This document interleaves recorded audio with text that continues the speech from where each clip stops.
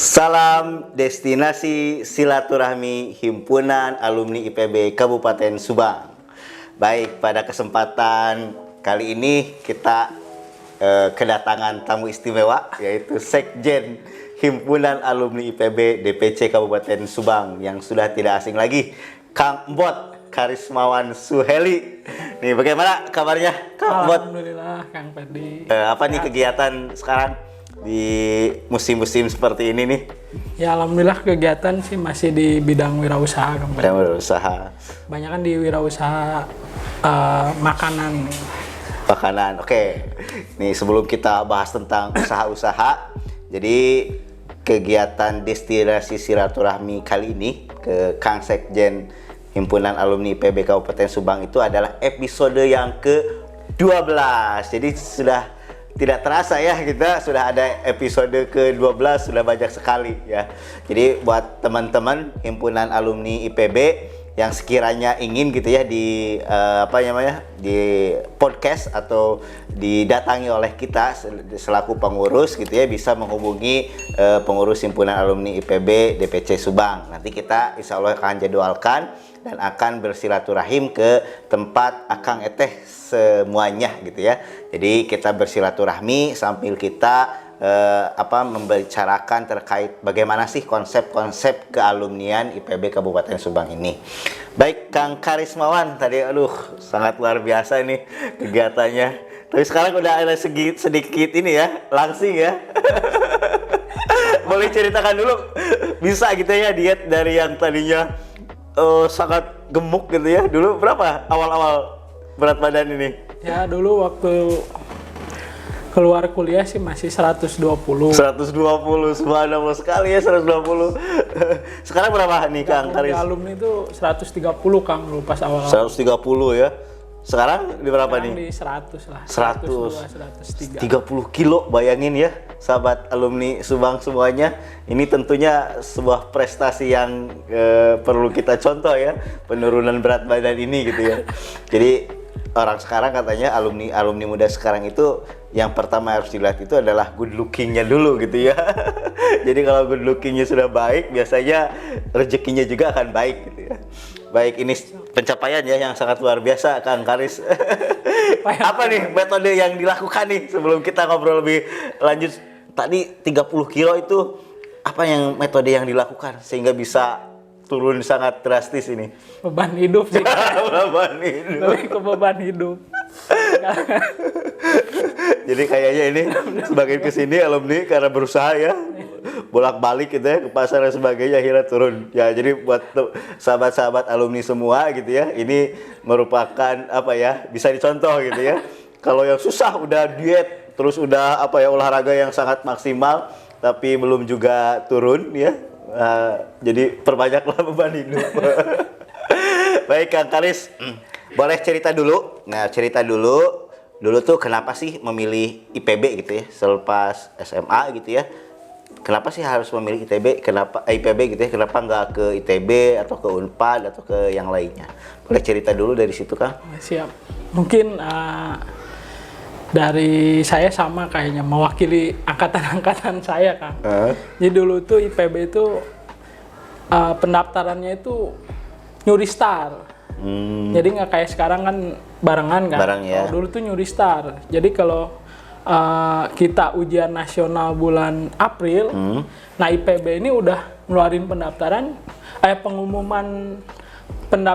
pengumuman diterima atau tidaknya itu dari bulan Februari kan. Februari gitu. Jadi ya. sebelum ujian nasional itu udah ada pengumuman. Jadi cari aman ya, cari aman aja dulu ya, motivasinya. Cari aman buat masuk perguruan tinggi negeri. Oh gitu. Tapi dulu sempat mencoba untuk daftar ke tempat lain nggak, misalnya? Nah itu salahnya juga kan, karena gitu. Udah keterima duluan, ya udahlah. Jadinya kan, ya udah karena tujuannya juga kan pengen di perguruan tinggi negeri ya? Udah ada IPB, terus nanya-nanya ke tetangga, karena kan dulu buta juga kan IPB kan pertanian gitu kan. Tapi saya dulu emang suka ke sains waktu SMA kan. Iya betul. Suka ke sains, ada jurusan, ada MIPA-nya kan di IPB. Coba daftar, di approve ya sesuai yang diinginkan, ya ngapain lagi kan, cari yang lain gitu kan. sempat mau nyoba ke STAN ke ini tapi kayaknya udah aja lah di IPB gitu kan. Oke, berarti Kang Karis ini masuk lewat jalur PMDK ya atau USMI ya waktu itu ya? Undangan kalau dulu. Ya, undangan kan? Ya, USMI ya, undangan. Ujian undangan saringan masuk IPB namanya USMI. Nah, boleh diceritakan begitu masuk ke IPB itu mengambil jurusan apa, terus kenapa harus memilih gitu ya program studi yang ditekuni oleh Kang Karis itu? Iya. Masuk IPB tahun 2010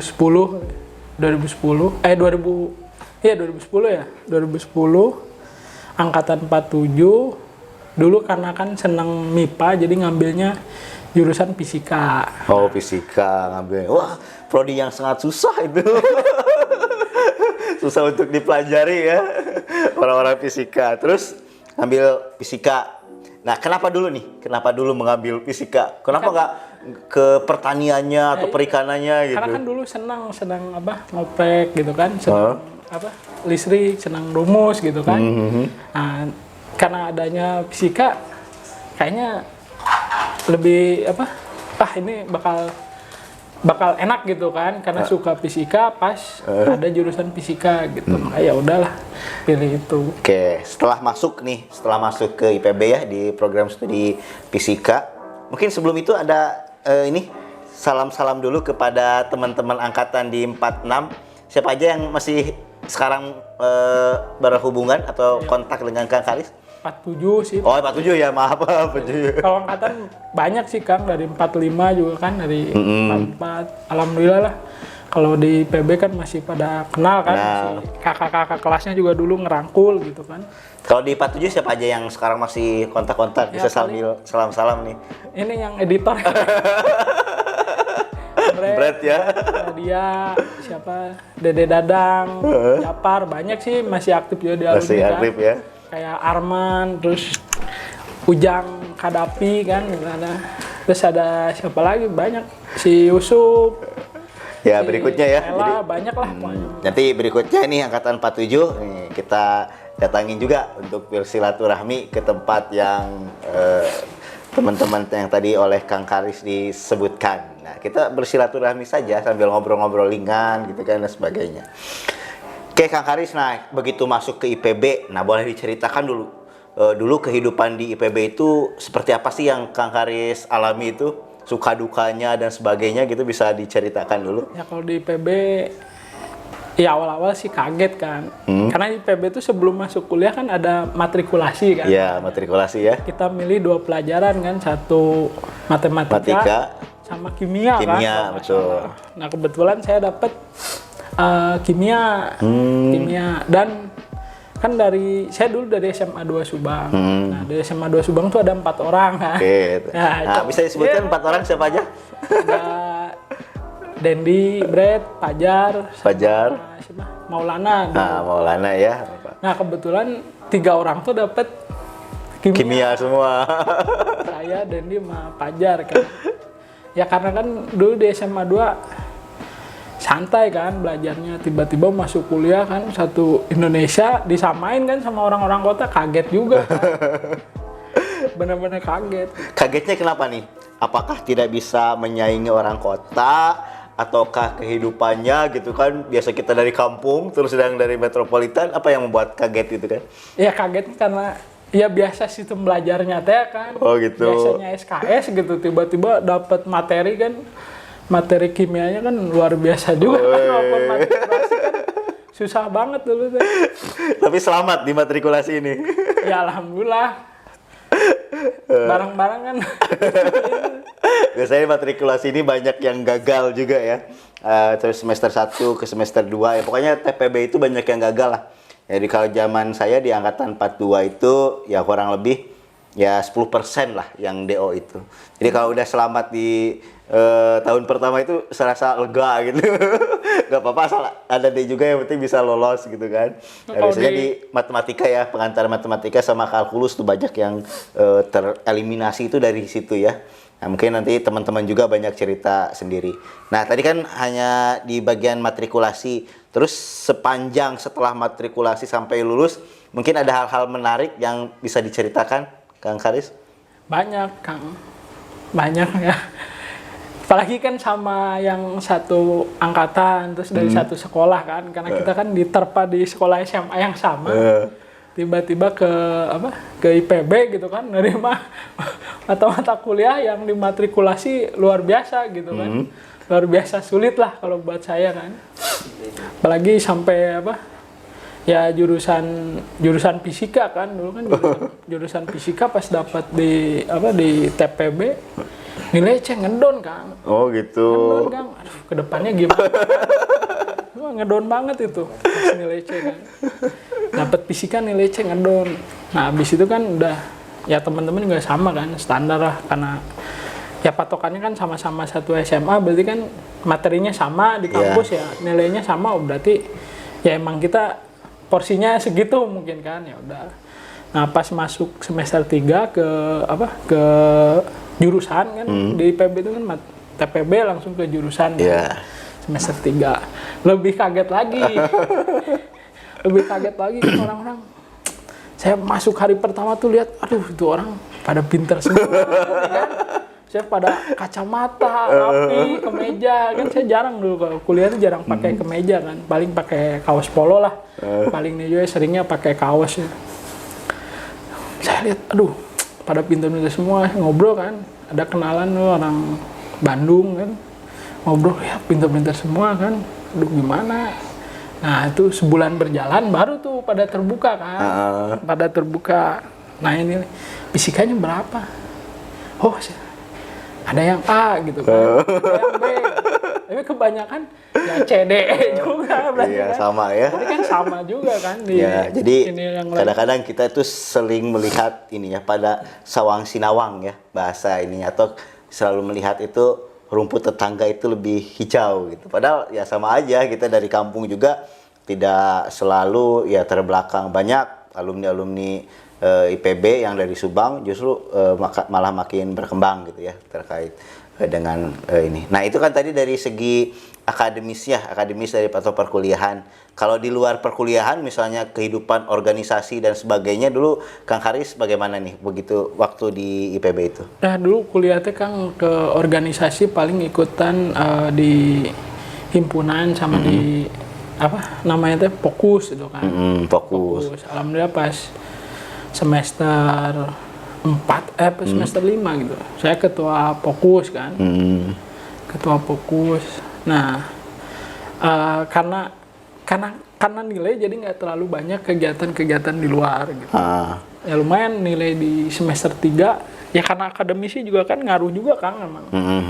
Ngaruh juga. Saya sempat down juga di semester 3 Kang. Pengen pindah kuliah dulu.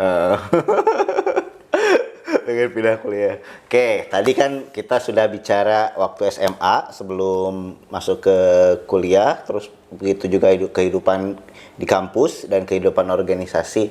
Nah, Kang Haris ini kan salah satu alumni IPB yang memutuskan untuk pulang ke Subang ya.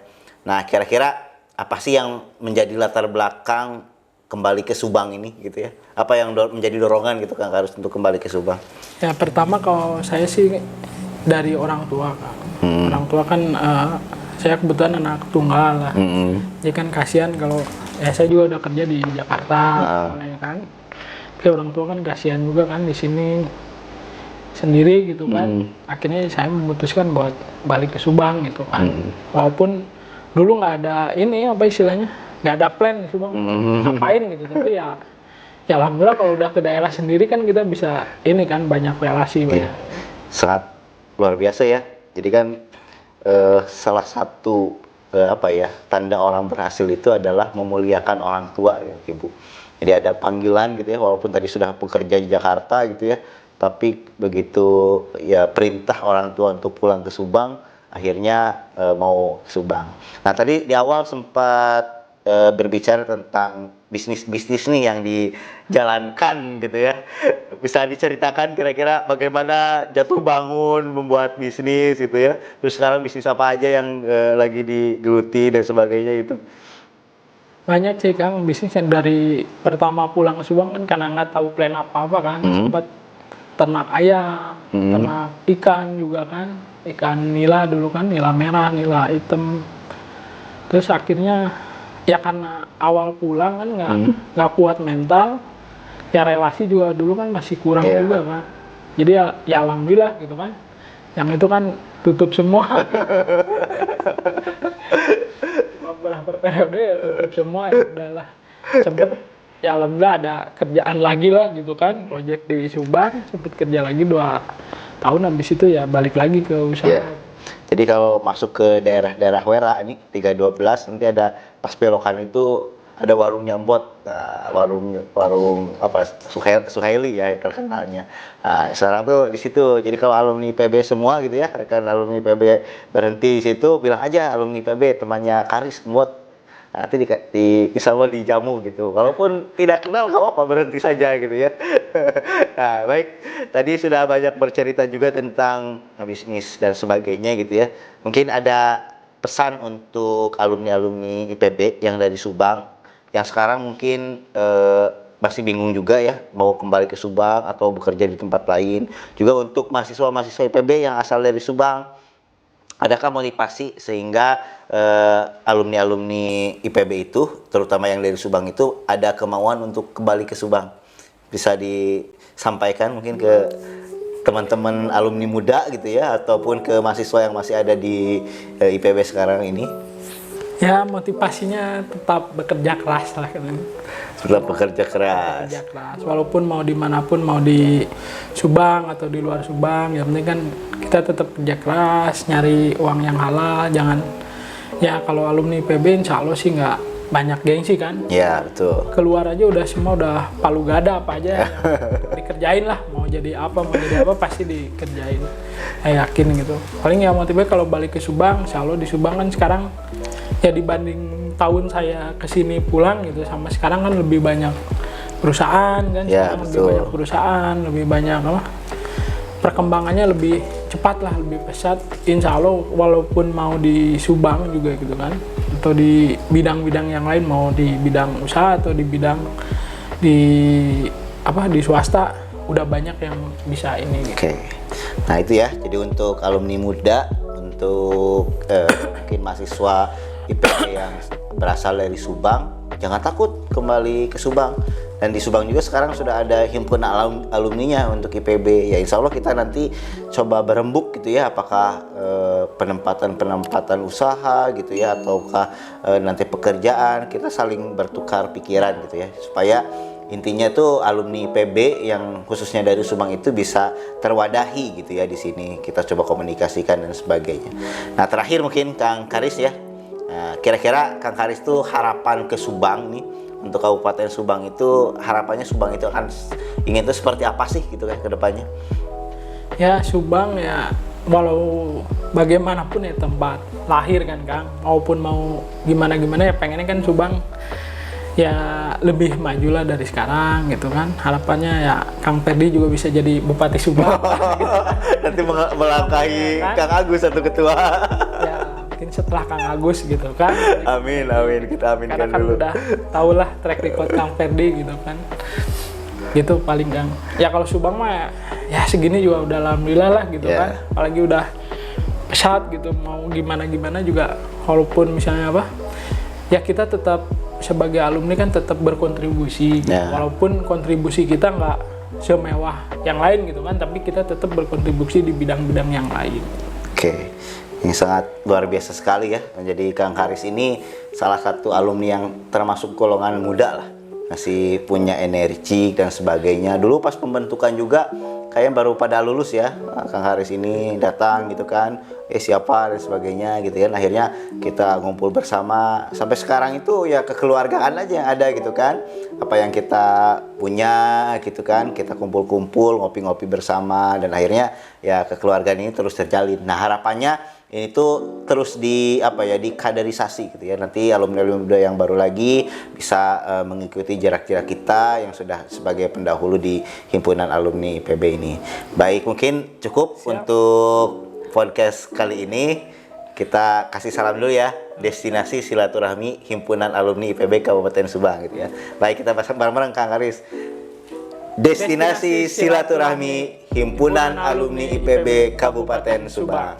Baik, tanpa mengurangi rasa hormat, saya Ferry Faturrahman, FKH 42 mengucapkan Assalamualaikum warahmatullahi wabarakatuh. Waalaikumsalam.